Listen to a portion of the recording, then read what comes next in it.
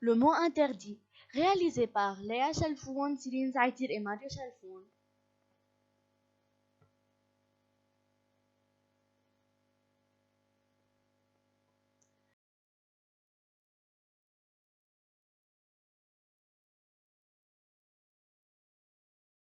Un mercredi après-midi, un garçon nommé Thierry s'ennuyait et ne voulait rien faire à part embêter son frère, mais ce dernier faisait ses devoirs. Soudain, il eut une idée. Il voulut faire une farce au téléphone, mais ses parents lui ont interdit de téléphoner en leur absence, mais Thierry n'est ni très sage ni très obéissant. En tapant des numéros au hasard, il tombe sur une mystérieuse société qui offre des cadeaux gratuitement, et tous les jours. En contrepartie, Thierry ne doit pas prononcer de mots se terminant par heure. Jour après jour, il commandait de nouvelles choses, mais la voix lui tendait des pièges.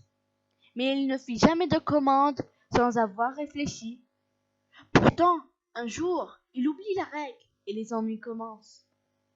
Mais un jour, il commanda une montre et il reçut une montre musicale. Horreur!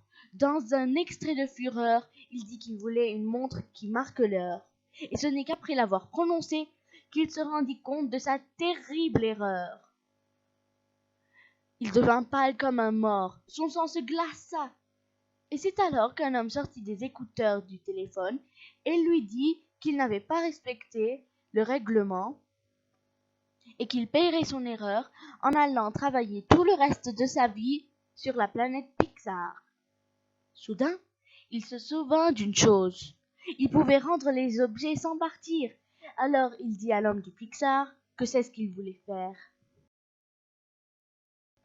Il courut dans sa chambre et commença à compter les objets. Un camion en plastique, un avion, un jeu de loto, un déguisement de cosmonaute, une guitare, une flûte, un canif, un transistor, un puzzle, un livre, une montre musicale, un pistolet, un ballon, un disque, un jeu de dames, un train électrique, une montre avec des aiguilles. Et à la fin du compte, il se rendit compte que tout cela faisait 17, alors qu'il avait fait 18 commandes. Il sentit qu'il allait s'évanouir. Où est le 18e objet?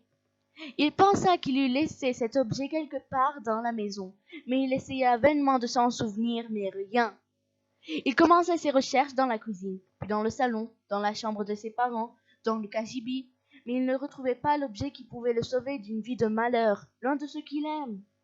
Il ne restait qu'un seul endroit à fouiller, la chambre de son frère Grégory. Il lui demanda la permission de fouiller, mais son frère voulait savoir ce qu'il cherchait. Le jeune homme ne pouvait pas répondre, car s'il lui disait la vérité, il ne le croirait pas. Et en plus, il ne savait même pas ce qu'il cherchait. Alors il fut chassé par son frère, et forcé d'obéir, il s'en alla.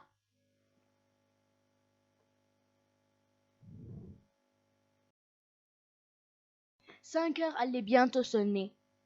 Thierry fondit en larmes sur son lit en essayant de se souvenir de l'objet, mais il n'y arrivait pas.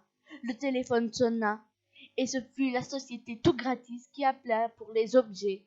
Et puisqu'ils étaient placés près du téléphone, l'un après l'autre disparurent. Soudain, son frère l'appela. Les premières fois, il ne lui répondit pas. Mais quand sa voix devint obligeante, il alla voir son frère qui lui demanda une cartouche pour un stylo qu'il avait trouvé dans sa chambre. Un éclair d'espoir frappa le jeune garçon. Il se souvint que c'était le stylo qui était le dernier objet. Pas de temps à perdre. Il prit le stylo des mains de son frère et le mit près du téléphone. Et la voix lui dit en colère de ne plus demander le même numéro et raccrocha.